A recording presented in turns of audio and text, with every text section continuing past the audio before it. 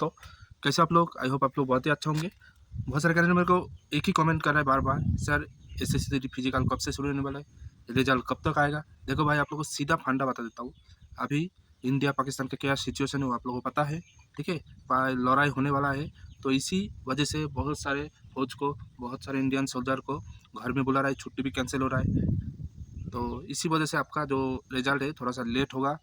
इसीलिए लेट हो रहा है कि ये जो आप लोगों का जो रिजल्ट, उसके बाद वैकेंसी भी बीच में भरा था, तो उसका जो कट ऑफ का जो तैयारी, तो वो सिर्फ फोर्स को ही करना था, लेकिन अभी फोर्स सब बिजी हो गया।